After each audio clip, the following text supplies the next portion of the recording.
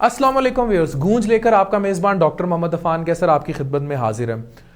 हर वक्त दुनिया बदल रही है, जदीद से जदीद तहकीक आ रही है। ज़्यादतीज़ एक ऐसा टॉपिक है, एक ऐसा मर्ज है मूजी जिससे पाकिस्तान की 50-60% आबादी किसी ना किसी सूरत हाल में या इसका शिकार होती है या इसकी तरफ प्रोग्रेस करती है। इसी मौजू पर बात करने के लिए डॉक्टर जैसन फंग की एक जदीद रिसर्च है। मेरे साथ मौजूद हैं डॉक्टर वसीम, मशहूर फिटनेस ट्रेनर हैं, न्यूट्रिशन एक्सपर्ट हैं। इनसे हम बात करेंगे उसी जदीद रिसर्च के बारे में। ये रिसर्च क्या है डॉक्टर वसीम? अस्सलाम वालेकुम। रिसर्च ये है कि टाइप 2 डायबिटीज़ जो है उसको लेके किसी भी दवाई की ज़रूरत नहीं है। अगर उसको आपको पता चल गया कि आपको टाइप 2 डायबिटीज़ है तो अगर आपने राइट टाइम पे डाइट और एक्सरसाइज करके इस बीमारी से आप छुटकारा हासिल कर सकते हैं। और ये जो बीमारी जिस वजह से जन्म लेती है उसकी एक कॉज है ही यही कि एनर्जी ज़रूरत से ज़्यादा खाना और उसको यूटिलाइज ना करना। तो अगर आप इन चीज़ों को ठीक कर लें तो आपको किसी दवाई की ज़रूरत नहीं पड़ती। और अगर आप दवाई पे हैं भी तो दवाई आपको उन सारी कॉम्प्लिकेशन से बचाएंगी नहीं। उन कॉम्प्लिकेशन से बचने के लिए आपने, ठीक है, टेम्पररी अगर उस दवाई ने आपका शुगर कंट्रोल कर दी है, लेकिन आपने अपना वज़न कम करना है थ्रू डाइट एंड एक्सरसाइज। और एक जो सबसे इफेक्टिव तरीका है इंसुलिन लेवल्स को कंट्रोल करने का, नीचे लेके आने का, रेजिस्टेंस को ख़त्म करने का, वो है फास्टिंग, रोज़ा रखना। अच्छा, रोज़ा रखना मतलब ये है कि जो डॉक्टर जैसन की रिसर्च है वो अल्टीमेटली जो 1400 साल पहले नबी पाक सल्लल्लाहु अलैहि वसल्लम फरमा के गए थे उसका कंक्लूजन उसी तरफ जा रहा है। बिल्कुल, ये चीज़ शुरू से ये खुदा की तरफ से एक गिफ्ट था जो इन इंसानों को दे दी गई थी, हम लोगों को दे दी गया था। लेकिन ये जो तरक्की करते करते हम इसको कहीं बीच में छोड़ आए हैं और ये काफ़ी अरसे से ये मौजूद है। अगर आप हज़रत ईसा अलैहिस्सलाम को देखें, हज़रत मोहम्मद सल्लल्लाहु अलैहि वसल्लम को देखें, और भी अगर आप देखें तो लोग रोज़ा रखते रहे हैं और रोज़ा रखने के बहुत ही ज़्यादा बेनिफिट्स हैं। एक 2016 का जो नोबेल प्राइज़ मिला है उसमें ऑटोफेजी को लेके कि बॉडी के अंदर एक ऐसा प्रोसेस है जो कि बॉडी को खुद हील करता है और उसको एक्टिवेट करने के लिए जो सबसे इफेक्टिव चीज़ है वो रोज़ा रखना। अच्छा, ये जो ऑटोफेजी का आपने फिनोमेना यूज़ किया, ये किस तरह काम करता है? अगर आप फास्टिंग करते हैं ये किस तरह शुगर बचाता है? बेसिकली वो आपकी अपनी बॉडी के, देखें इंसान की जो बॉडी है ना वो खाना खाती है और खाने को स्टोर करती है और इंसुलिन ही वो हार्मोन है जो एनर्जी को स्टोर करता है। हम जितना खा रहे हैं उतना बर्न नहीं कर रहे, इसकी वजह से वक्त के साथ साथ वो एक्स्ट्रा जो न्यूट्रिएंट्स है वो हम जमा करते रहते हैं फैट्स की फॉर्म में। वो चर्बी लिवर, जिगर पे भी होती है, फैटी लिवर आजकल कॉमन है। इसी तरह पूरे जिस्म पे जो है ना वो फैट ज़्यादा डिपॉजिट हो जाता है। उसको इस्तेमाल में जब तक नहीं लाया जाएगा तो चीज़ें ठीक नहीं होंगी, क्योंकि ये जो चर्बी है ये कोई खामोश चीज़ नहीं है, ये बड़ा इन्फ्लेमेटरी टिश्यू है, ये बड़ी इन्फ्लेमेशन कॉज करती है। सोजिश, बिल्कुल, हाँ। और आपको पता है कि इस इन्फ्लेमेशन के अंदर काफ़ी सारी बीमारियां आ जाती हैं। तो बेसिकली ये ऐसी ही है कि जैसे जो वजह है वो इंसुलिन का सही काम करना नहीं है, लेकिन आप उस वजह को नहीं ठीक कर रहे और आप उसकी जगह बॉडी को फोर्स कर रहे हो दवाइयों के तरीके वो मजीद इंसुलिन। अच्छा, अगर एक शख्स को शुगर है, वो काफ़ी अरसे से चलो एंटी डायबिटिक्स उसने ड्रग्स ली शुगर कंट्रोल करने वाली, उसके बाद वो इंसुलिन पे चला गया और वो बाकायदगी से इंसुलिन लगा रहा है, क्या वो भी इस तहकीक के जरिए शुगर से छुटकारा हासिल कर सकते हैं? देखें, एक जब आपका शुगर जो है वो बढ़ता है, ठीक है ना, जब आपकी शुगर बढ़ती है, ब्लड शुगर, आप डॉक्टर के पास जाते हो।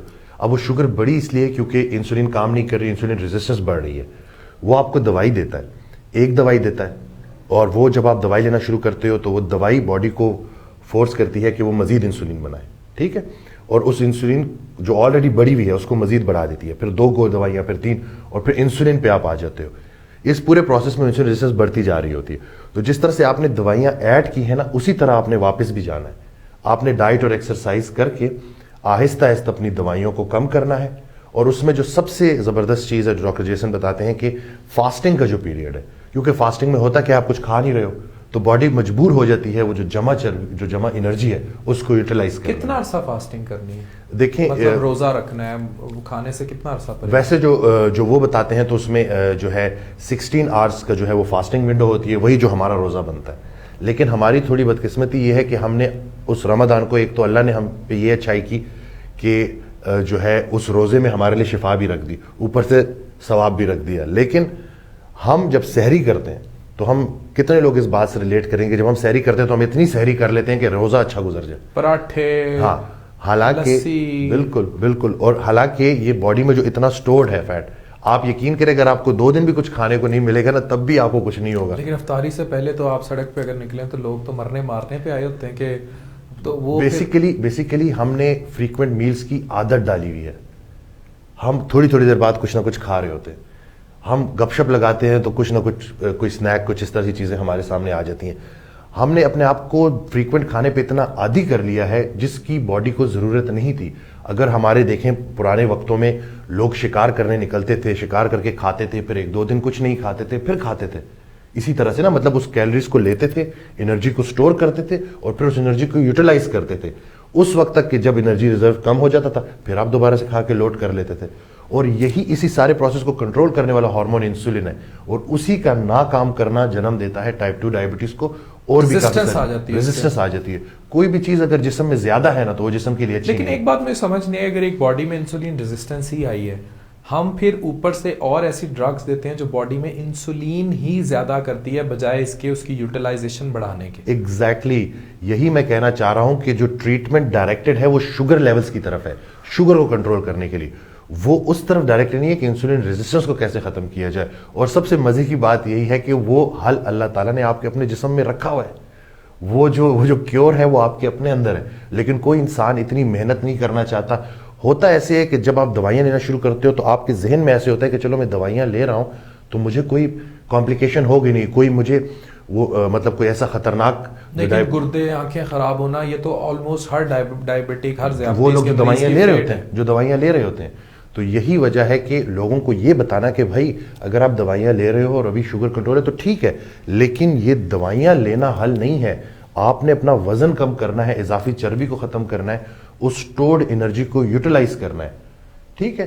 اور یہ جو فیٹ ہے اس کو ختم کرنے کا، جس طرح میں نے پہلے بولا کہ وہ انفلیمیشن جو ہے نا وہ مین کاز ہے اور بھی بہت ساری بیماریوں کی، چاہے وہ آپ کی اسکیمک ہارٹ ڈیزیز ہیں اور جتنے بھی دل کی بیماریاں ہیں. اس کے علاوہ آپ کا فیٹی لیور ہو گیا، آپ کا یورک ایسڈ کا بڑھ جانا، آپ کی ایون تقریباً مجھے ایگزیکٹلی یاد نہیں لیکن کافی سارے کینسرز ہیں. ان میں ایک کینسر بریسٹ کینسر ہے جو کہ جس کی ایک وجہ اوبیسٹی بھی ہے. اور دیکھا گیا ہے کہ فاسٹنگ کر کے، یہ ایک اسٹڈی ہے کہ فاسٹنگ کرائی گئی، روزہ رکھوایا گیا، کافی دیر کھانے سے دور رکھا گیا اور 35% ان لوگوں میں جو بریسٹ کارسینوما تھا وہ ختم ہو گیا. 35% جو ہے.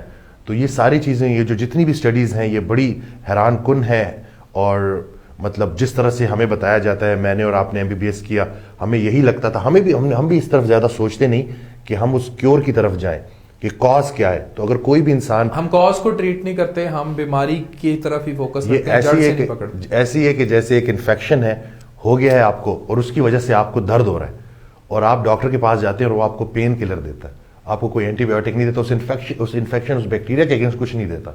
تو کیا آپ ٹھیک ہو جاؤ گے؟ وہ چیز پروگریس کرے گی، بڑھتی جائے گی. تو لوگوں کے ذہن سے اس چیز چلیں، اب بہت ساری پاپولیشن آپ کو دیکھ رہی ہے، ہاؤ ٹو اسٹارٹ، کیونکہ پاکستانی ڈاکٹرز کی تو چاندی ہے شوگر کے مریض، اینٹی ڈائبیٹکس لکھتے ہیں، فارماسوٹیکل کمپنیز بھی پھر مراد دیتی ہیں، باہر کے دورے بھی ہوتے ہیں، سارا کچھ ہوتا ہے، انہیں دوائیوں پہ ہوتا ہے، انسولین پہ ہوتا ہے. کوئی بھی اس ریسرچ کو تو فیور نہیں کرے گا نا کہ آپ کے پاس مریض آیا اور آپ اسے کہیں کہ جناب آپ 16 گھنٹے بھوکے رہیں. ڈاکٹر جیسن کو 2013-2014 میں بڑی شدید تنقید کا سامنا کرنا پڑا تھا، لیکن جو سب سے اچھی بات وہ ہے کہ جو سچ ہے نا وہ چھپتا نہیں ہے. امپلیمنٹ کیسے کریں؟ ہمارے معاشرے پہ لوگ ایسے تو ڈاکٹر موجود ہی نہیں ہے جو اس طرح شوگر کو سمپل. اب بیسیکلی جب ہم جن لوگوں کو ہم دوائیاں دے رہے ہوتے ہیں ان کو ہم کہہ رہے ہوتے ہیں کہ آپ ساتھ کاربوہائیڈریٹس بھی لیں. اگر آپ کی باڈی انسولین ریزسٹنٹ اور انسولین کام نہیں کر رہی تو کاربوہائیڈریٹس آخری چیزوں کی جس کی طرف آپ کی نظر جانی چاہیے. ایک طرف سے آپ دوائیوں کے تھرو انسولین کی ریزسٹنس کو بڑھا رہے ہو، دوسری طرف آپ میٹھا اور یہ رس کھا لو. یہ اور لٹرلی میں نے ڈائبیٹک پیشنٹس کی ڈائٹس دیکھی ہیں اور وہ اتنی شاکنگ ہے کہ وہ پورا دن کاربس پہ گزارتے ہیں. 2 بران رس ہو گئے، اس کے بعد فروٹ ہو گیا. اور جو سب سے بڑا ایول ہے ایک ڈائبیٹک پیشنٹ کے لیے، جو چیز جس کو اس نے اوائڈ کرنا ہے وہ فروٹس ہیں. اس کے اندر موجود جو شوگر، جو چینی ہے، جو فرکٹوز ہے، وہ اس بیچارے کے لیے جو ڈائبیٹک ہے بہت خطرناک ہے. اور ہم کیا کرتے ہیں کہ ہم وہ جو مرغن چیزیں چھوڑ کے، اس طرح کی چیزیں چھوڑ کے ہم کہتے ہیں کہ فروٹ زیادہ کھا لیں گے. کیونکہ کاربوہائیڈریٹس جس فارم میں بھی ہیں، خاص طور پہ جو ریفائنڈ ہے، जो फ्रुक्टोज की फॉर्म में, जो फ्रूट्स की फॉर्म में है, उसको तो आपने देखना भी नहीं है। हाँ, उसको जो कॉम्प्लेक्स कार्बोहाइड्रेट्स हैं थोड़े से वो रखना, लेकिन आपका जो मेन सोर्स होना चाहिए एनर्जी का वो फैट्स एंड प्रोटीन होना चाहिए। जैसे कि फैट्स में देसी घी आ गया, मक्खन आ गया, अंडे की जर्दी आ गई, जो बादाम आ गए, इस तरह की चीज़ें हो गई, अखरोट हो गए, ये अच्छा सोर्स है। तो इस तरह से लेना। इसके अलावा ये लेना चाहिए, ये लेना चाहिए, ये लेना चाहिए। यही मैं कहना चाह रहा हूँ कि ये जो इंसुलिन स्पाइक जो करती है ना, वो फैट से सबसे कम करती है। और बाकी साथ साथ थोड़ा देर खाने से दूर रहें, कुछ भी नहीं होगा, ठीक है। हाँ, अगर आप बहुत दवाइयाँ ज्यादा ले रहे हैं और इंसुलिन ले रहे हैं, हाइपो के एपिसोड्स होते हैं, जो मरीज हाइपोग्लाइसीमिया में चले जाते हैं शुगर के, अगर वो इतनी फास्टिंग कैसे करेंगे?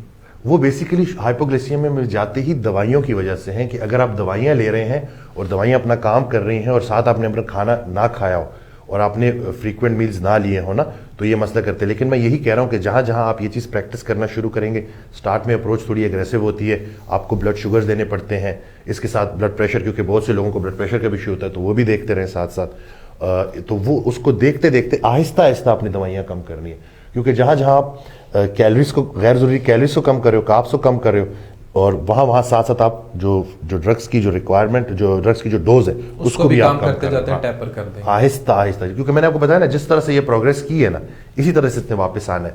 लेकिन मजे की बात यह है कि ज्यादा अरसा वेट नहीं करना पड़ता, और बहुत अगर एडवांस है तो 2-3 माह में आप, और कंप्लीटली भी लोग ठीक हो जाते हैं, बिल्कुल ठीक हो जाते हैं। मेरे पास इतने क्लाइंट्स आते जो जिनको मैं डाइट देता तो उनकी दवाइयाँ छूट जाती। फिर बहुत से लोग थे कि एक क्लाइंट ने कहा मुझे 13 साल पहले डायबिटीज़ का पता चला था, मेरी शुगर जो थी वो 350 आई थी, तो फिर उसके बाद मैंने वजन कम किया और मैंने अपने आप को एक्टिव रखा, और वो दिन है, आज का दिन है, मुझे कोई प्रॉब्लम नहीं हुई। बहुत शुक्रिया डॉक्टर वसीम। हम लोगों को ज़िंदगी में अपने रवैये, अपने डेली मामूलात और अपने हालात व वाक़ियात को देख कर चलना पड़ता है। अगर हम अपनी ज़िंदगी में छोटी छोटी चीज़ें, जिनमें हमारी रोज़मर्रा एक्सरसाइज, अपनी खुराक की रूटीन, ये हम तब्दील कर लें, तो हम बड़े से बड़े सानहे और बड़ी से बड़ी बीमारी से बच सकते हैं। This is doctor Mohammad Afan Kaiser, channel 6 Goonj, signing off. इस वीडियो को लाइक कीजिए एंड शेयर कीजिए।